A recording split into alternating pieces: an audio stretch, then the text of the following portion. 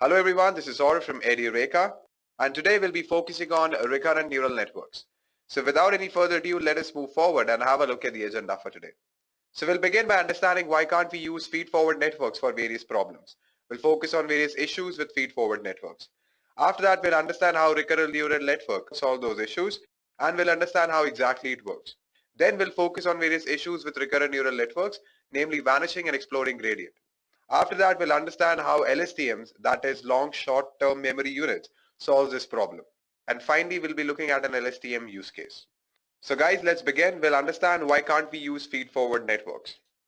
Now let us take an example of a feed-forward network that is used for image classification. So we have trained this particular network for classifying various images of animals. Now if you feed in an image of a dog, it will identify that image and will provide a relevant label to that particular image. Similarly, if we feed in an image of an elephant, it will provide a relevant label to that particular image as well. Now if you notice, the new output that we have got, that is classifying an elephant, has no relation with the previous output, that is of a dog. Or you can say that the output at time t is independent of output at time t minus 1. As we can see that there is no relation between the new output and the previous output. So we can say that in feed-forward networks, outputs are independent to each other. Now there are a few scenarios where we actually need the previous output to get the new output. Let us discuss one such scenario. Now what happens when you read a book? You'll understand that book only on the understanding of your previous words. Alright, so if I use a feed-forward network and try to predict the next word in a sentence, I can't do that. Why can't I do that? Because my output will actually depend on the previous outputs. But in the feed-forward network, my new output is independent of the previous outputs. That is, output at t plus 1 has no relation with output at t minus 2, t minus 1 and at t. So basically we cannot use feed-forward networks for predicting the next word in a sentence. Similarly, you can think of many other examples where we need the previous output, some information from the previous output, so as to infer the new output. This is just one small example. There are many other examples that you can think of. So we'll move forward and understand how we can solve this particular problem. So over here what we have done, we have input at t minus 1. We'll feed it to our network. Then we'll get the output at t minus 1. Then at the next timestamp, that is at time t, we have input at time t that will be given to our network along with the information from the previous timestamp, that is t minus 1, and that will help us to get the output at t.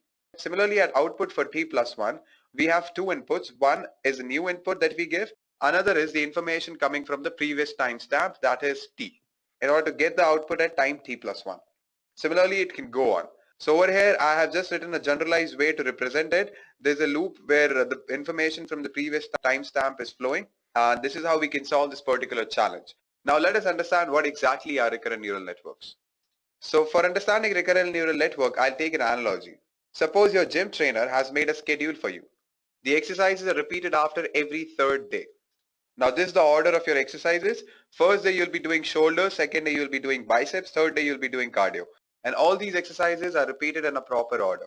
Now what happens when we use a feed-forward network for predicting the exercise today? So we'll provide in the inputs such as day of the week, month of the year and health status. Alright, and we need to train our model or our network on the exercises that we have done in the past. After that, there'll be a complex voting procedure involved that will predict the exercise for us. And that procedure won't be that accurate. So whatever output we'll get won't be as accurate as we want it to be. Now what if I change my inputs and I make my inputs as what exercise I've done yesterday? So if I've done shoulder, then definitely today I'll be doing biceps. Similarly, if I've done biceps yesterday, today I'll be doing cardio. Similarly, if I've done cardio yesterday, today I'll be doing shoulder. Now there can be one scenario where you are unable to go to gym for one day. Due to some personal reasons, you could not go to the gym. Now what will happen at that time? We'll go one timestamp back and we'll feed in what exercise that happened day before yesterday. So if the exercise that happened day before yesterday was shoulder, then yesterday there were biceps exercises. Alright, similarly biceps happened day before yesterday, then yesterday would have been cardio exercises. Similarly, if cardio would have happened day before yesterday, yesterday would have been shoulder exercises. Alright, and this prediction, the prediction for the exercise that happened yesterday will be fed back to our network, and these predictions will be used as inputs in order to predict what exercise will happen today. Similarly, if you have missed your gym say for 2 days, 3 days or 1 week, so you need to roll back. You need to go to the last day when you went to the gym. You need to figure out what exercise you did on that day, feed that as an input, and then only you'll be getting the relevant output as to what exercise will happen today. Now what I'll do, I'll convert these things into a vector. Now what is a vector? Vector is nothing but a list of numbers. Alright, so this is the new information guys along with the information from the prediction at the previous timestamp. So we need both of these in order to get the prediction at time t. Imagine if I have done shoulder exercises yesterday. So this will be 1, this will be 0, and this will be 0. Now the prediction that will happen will be biceps exercise because if I've done shoulder yesterday, today it will be biceps. So my output will be 0, 1 and 0. And this is how vectors work guys. So I hope you have understood this guys. Now this is how a neural network looks like guys. We have new information along with the information from the previous timestamp. The output that we have got in the previous timestamp will use certain information from that, will feed into our network as inputs, and then that will help us to get the new output. Similarly, this new output that we have got will take some information from that, feed in as an input to our network along with the new information to get the new prediction, and this process keeps on repeating. Now let me show you the math behind the recurrent neural networks. So this is the structure of a recurrent neural network guys. Let me explain you what happens here. Now consider at time t equals to 0, we have input x naught and we need to figure out what is h naught. So according to this equation, h of 0 is equal to wi weight matrix multiplied by our input x of 0 plus wr into h of 0 minus 1, which is h of minus 1, and time can never be negative, so this particular equation cannot be applied here, plus a bias. So wi into x of 0 plus bh passes through a function g of h to get h of 0 over here. After that I want to calculate y naught. So for y naught I'll multiply h of 0 with the weight matrix wi and I'll add a bias to it and pass it through a function g of y to get y naught. Now in the next timestamp, that is at time t equals to 1, things become a bit tricky. Now let me explain you what happens here. So at time t equals to 1 I have input x1. I need to figure out what is h1. So for that I'll use this equation. So I'll multiply wi, that is the weight matrix, by the input x1 plus wr into h of 1 minus 1, which is 0. H of 0 we know what we got from here. So wr into h of 0 plus the bias, pass it through a function g of h to get the output as h1. Now this h1 we'll use to get y1.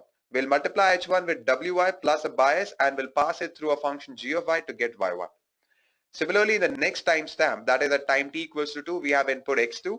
We need to figure out what will be h2. So we'll multiply the weight matrix wi with x of 2 plus wr into h of 1 that we have got here plus b of h and pass it through a function g of h to get h of 2. From h of 2, we'll calculate y of 2, wi into h of 2 plus by, that is the bias, pass it through a function g of y to get y2. And this is how recurrent neural network works, guys. Now you must be thinking how to train a recurrent neural network. So a recurrent neural network uses backpropagation algorithm for training. But backpropagation happens for every timestamp. That is why it is commonly called as backpropagation through time.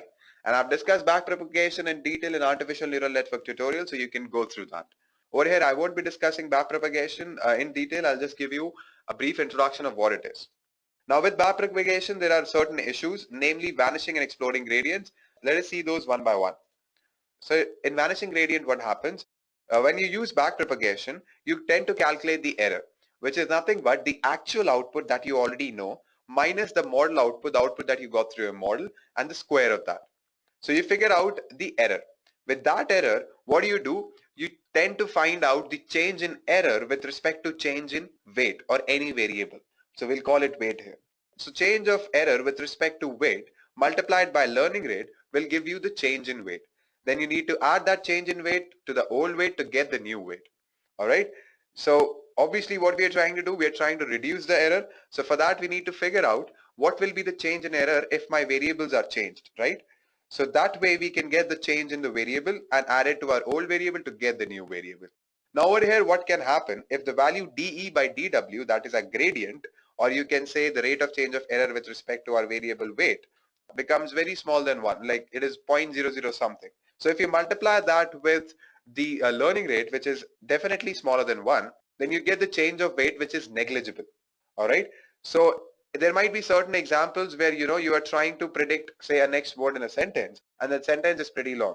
For example, if I say I went to France dash dash dash, I went to France, then there are certain words, then I say few of them speak dash. Now I need to predict speak, what will come after speak. So for that I need to go back in time and check what was the context, which will be very complex. And due to that, there'll be a lot of iterations. And because of that, this error, this change in weight will become very small, very small. So the new weight that we'll get will be actually almost equal to your old weight.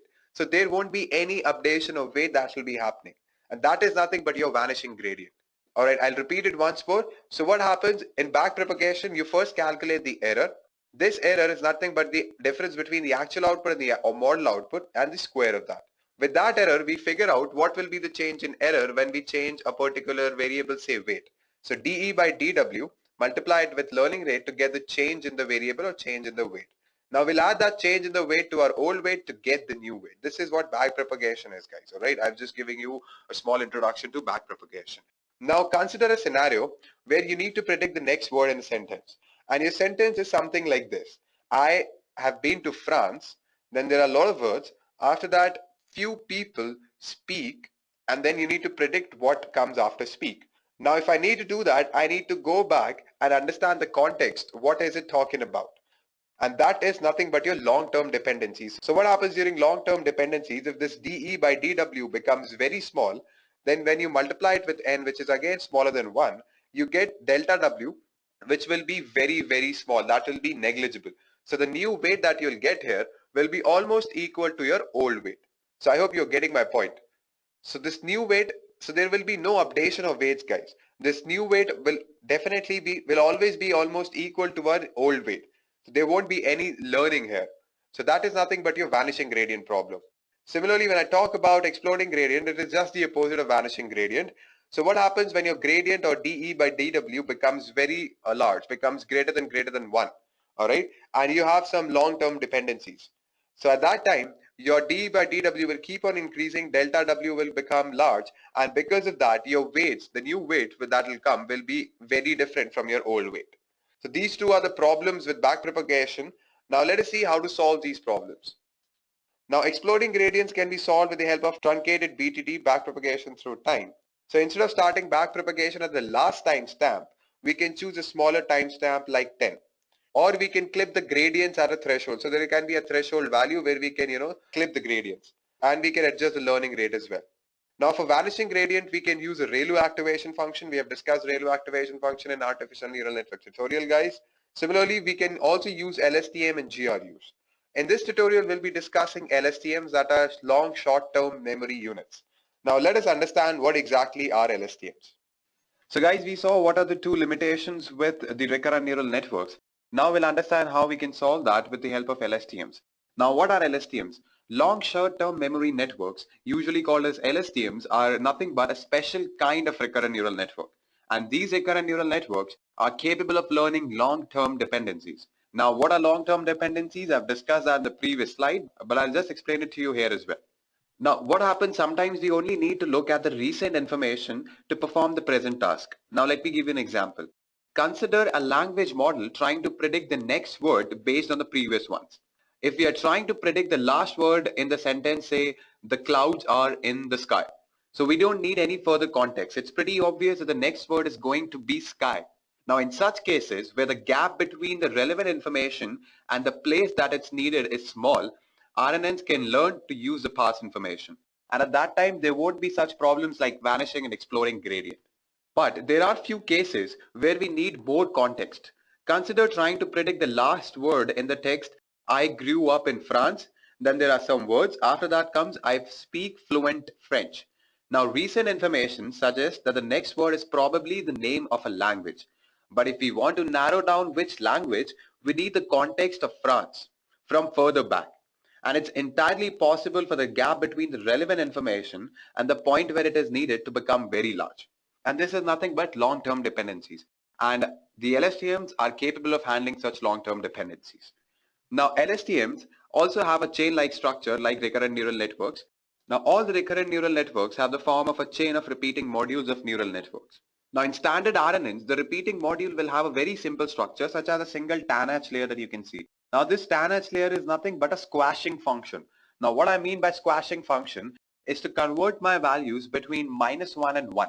Alright, that's why we use TANH. And this is an example of an RNN. Now we'll understand what exactly are LSTMs. Now this is a structure of an LSTM.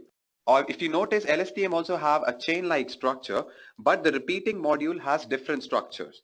Instead of having a single neural network layer, there are 4 interacting in a very special way. Now the key to LSTM is the cell state. Now this particular line that I'm highlighting, this is what is called the cell state. The horizontal line running through the top of the diagram. So this is nothing but your cell state. Now you can consider the cell state as a kind of a conveyor belt. It runs straight down the entire chain with only some minor linear interactions. Now what I'll do, I'll give you a walkthrough of LSTM step by step, alright? So we'll start with the first step. Alright guys, so the first step in our LSTM is to decide what information we are going to throw away from the cell state. And you know what is the cell state, right? I've discussed in the previous slide.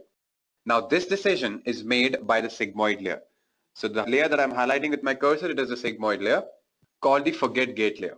It looks at ht-1, that is the information from the previous timestamp, and xt, which is the new input, and outputs a number between 0 and 1 for each number in the cell state ct-1, which is coming from the previous timestamp. A 1 represents completely keep this, while a 0 represents completely get rid of this. Now if we go back to our example of a language model trying to predict the next word based on all the previous ones, in such a problem, the cell state might include the gender of the present subject so that the correct pronouns can be used. When we see a new subject, we want to forget the gender of the old subject, right? We want to use the gender of the new subject. So we'll forget the gender of the previous subject here. This is just an example to explain you what is happening here. Now let me explain you the equations which I've written here. So ft will be combining with the cell state later on, that I'll tell you. So currently ft will be nothing but the weight matrix multiplied by ht-1 and xt and plus the bias, and this equation is passed through a sigmoid layer. Alright, and we get an output that is 0 and 1. 0 means completely get rid of this, and 1 means completely keep this. Alright, so this is what basically is happening in the first step. Now let us see what happens in the next step. So the next step is to decide what information we are going to store. In the previous step, we decided what information we are going to keep, but here we are going to decide what information we are going to store here.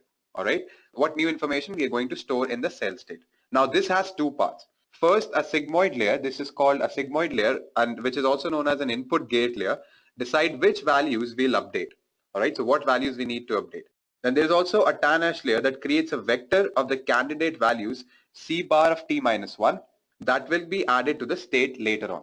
Alright, so let me explain it to you in a simpler terms. So whatever input that we are getting from the previous timestamp and the new input, it will be passed through a sigmoid function which will give us I of t. Alright, and this I of t will be multiplied by ct, which is nothing but the input coming from the previous timestamp and the new input, with that is passed through a tan-h, that will result in ct. And this will be later added on to our cell state. And the next step will combine these two to update the states. Now let me explain the equations. So I of t will be what? Weight matrix, and then we have ht-1 comma xt multiplied by the weight matrix plus the bias, pass it through a sigmoid function, we get I of t. C bar of t will get by passing a weight matrix ht-1 xt plus bias through a tan-h squashing function, and we'll get C bar of t. Alright, so as I've told you earlier as well, in the next step we'll combine these two to update the state. Let us see how we do that. So now is the time to update the old cell state ct-1 with the new cell state ct. Alright, and the previous steps we have already decided what to do. We just need to actually do it. So what we'll do, we'll multiply the old cell state ct-1 with ft that we got in the first step, forgetting the things that we decided to forget earlier in the first step, if you can recall.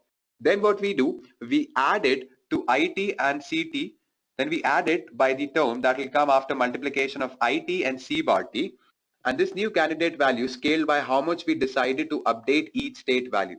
Alright, so in the case of the language model that we were discussing, this is where we would actually drop the information about the old subject gender and add the new information as we decided in the previous steps.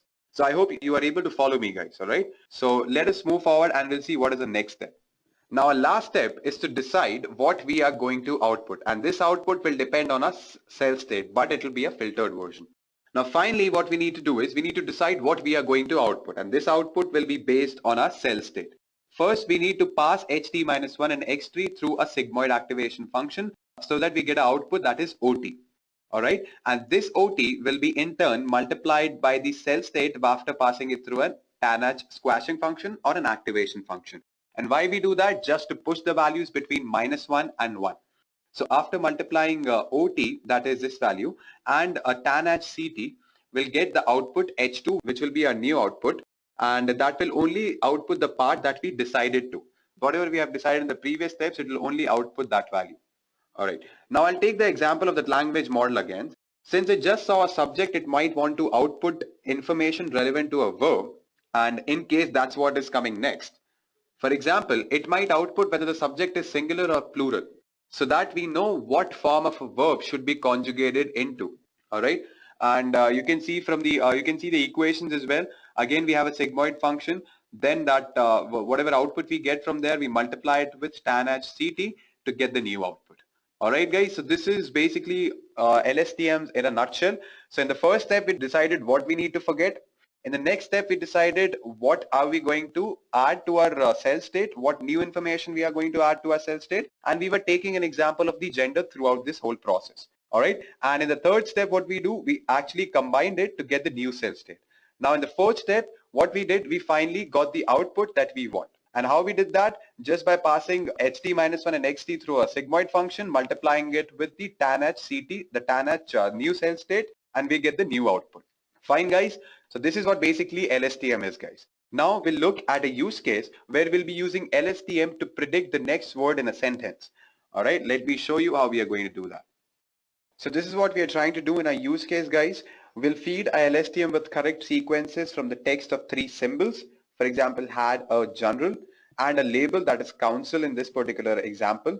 Eventually, our network will learn to predict the next symbol correctly. So obviously, we need to train it on something. Let us see what we are going to train it on. So we'll be training our LSTM to predict the next word using a sample short story that you can see over here. All right, so it has basically 112 unique symbols. So even comma and full stop are considered as symbols. All right, so this is what we are going to train it on. So technically, we know that LSTMs can only understand real numbers. All right, so what we need to do is we need to convert these unique symbols into a unique integer value based on the frequency of occurrence, and like that we'll create a dictionary. For example, we have had here that will have value 20, A will have value 6, general will have value 33. All right, and then what happens, our LSTM will create a 112 element vector that will contain the probability of each of these words or each of these unique integer values. All right, so since 0.6 has the highest probability in this particular vector, it will pick the index value of 0.6, then it will see what symbol is attached to that particular integer value. So 37 is attached to council. So this will be our prediction, which is absolutely correct, as a label is also council according to our training data. All right, so this is what we are going to do in our use case. So guys, this is what we'll be doing in our today's use case. Now I'll quickly open my PyCharm and I'll show you how you can implement it using Python. We'll be using TensorFlow, which is a popular Python library for implementing deep neural networks or neural networks in general. All right, so I'll quickly open my PyCharm now. So guys, this is my PyCharm, and over here I've already written the code in order to execute the use case that we have. So first we need to do is import the libraries. NumPy for arrays, TensorFlow, we know TensorFlow.contrib. From that we need to import RNN, then random collections and time. All right, so this particular block of code is used to evaluate the time taken for the training. After that we have log_path, and this log_path is basically telling us the path where the graph will be stored. All right, so there will be a graph that will be created, and then that graph will be launched. Then only our RNN model will be executed. Then that's how TensorFlow works, guys. So that graph will be created in this particular path. All right, and we are using summary writer. So that will actually create the log file that will be used in order to display the graph using TensorBoard. All right, so then we have defined training_file, which will have our story on which we'll train our model on. Then what we need to do is read this file. So how are we going to do that? First is read line by line whatever content that we have in our file. Then we are going to strip it. That means we are going to remove the first and the last white space. Then again we are splitting it just to remove all the white spaces that are there. After that we're creating an array, and then we are reshaping it. Now during the reshape, if you notice, this -1 value tells us the compatibility. All right, so when you're reshaping it, you need to make sure that we are providing in the correct parameters to reshape it. So you can convert a 3x2 matrix to a 2x3 matrix, right? So just to make sure that it is compatible enough, we add this -1 and it will be done automatically. All right, then return content. After that, what we are doing, we are feeding in the training data that we have, training_file. We are feeding in our story. and calling the function read underscore data. Then what we are doing, we are creating a dictionary. What is a dictionary? We all know key value pairs based on the frequency of occurrences of each symbol. All right. So from here, collections.counter words.most common. So most common words with their frequency of occurrence, there will be a dictionary created. And after that, we'll call this dict function. And this dict function will feed in word and which is equal to length of dictionary. That means whatever the length of that particular dictionary is, how many times it is repeated. So we'll have the frequency as well as a symbol. That will be our key value pair, and we are reversing it as well. Then what we are doing, we are calling it build underscore data set, and we're feeding in our training data there. This is our vocabulary size, which is nothing but the length of your dictionary. And then we have defined various parameters such as learning rate, iterations or epochs. Then we have display step and underscore input. Now learning rate, we all know what it is. The steps in which our variables are updated. Training underscore iterations is nothing but your epochs, the total number of iterations. So we have given 50,000 iterations here. Then we have display underscore step, that is 1000, which is basically your batch size. So batch size is what? After every 1000 epochs, you'll see the output. All right. So it'll be processing it in batches of 1000 iterations. Then we have n underscore input as 3. Now the number of units in the RNN cell will keep it as 512. Then we need to define X and Y. So X will be our placeholder that will have the input values, and Y will have all the labels, all right, vocab size. So X is a placeholder where we'll be feeding in our input dictionary. Similarly, Y is also one more placeholder, and it'll have a shape of none, comma, vocab size. Vocab size we have defined earlier, as you can see, which is nothing but the length of your dictionary. Then we are defining weights as well as biases. After that, we have defined our model. All right, so this is how we are going to define it. We'll create a function RNN when we'll have X weights and biases. And after that, we are calling in RNN.multi-RNN cell function. And this is basically to create a 2-layer LSTM, and each layer has n underscore hidden units. After that, what we are doing, we are generating the predictions. But once we have generated the prediction, there are n underscore input outputs, but we only want the last output. All right, so for that, we have written this particular line. And then finally, we are making a prediction. We are calling this RNN function, feeding in X weights and biases. After that, we are calculating the loss and then we are optimizing it. For calculating the loss, we are using reduce underscore mean, softmax cross entropy. And this will give us basically the probability of each symbol, and then we are optimizing it using RMS prop optimizer. All right, and this gives actually a better accuracy than Adam optimizer, and that's the reason why we are using it. Then we are going to calculate the accuracy, and after that we are going to initialize the variables that we have used. As we have seen in TensorFlow that we need to initialize all the variables, unlike constants and placeholders in TensorFlow. All right, and once we are done with that, we are feeding in our values, then calculating the accuracy, how accurate it is, and then when optimization is done, we are calculating the elapsed time as well. So that will give us how much time it took in order to train our model. Then this is just to run the tensor board on local host 6006. And this particular block of code is used in order to handle the exceptions. So exceptions can be like whatever word that we are putting in might not be there in our dictionary or might not be there in our training data. So those exceptions will be handled here, and if it is not there in our dictionary, then it will print word not in a dictionary. All right, so fine guys, let's input some values and we'll have some fun with this model. All right, so the first thing that I'm gonna feed in is had a general. So whenever I feed in these three values, had a general, there will be a story that will be generated by feeding back the predicted output as the next symbol in the inputs.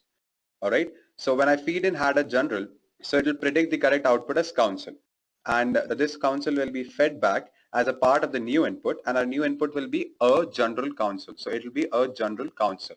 All right, so these three words will become our new input to predict the new output, which is 2. All right, and so on.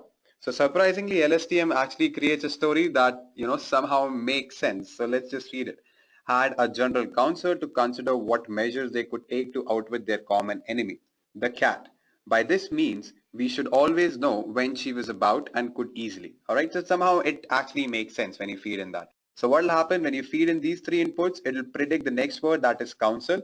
After that, it will take council and it will feed back as an input along with a general. So a general council will be your next input to predict 2. Similarly, in the next iteration, it will take general council 2 and predict consider for us. And this will keep on repeating. So guys, this is it for today's session.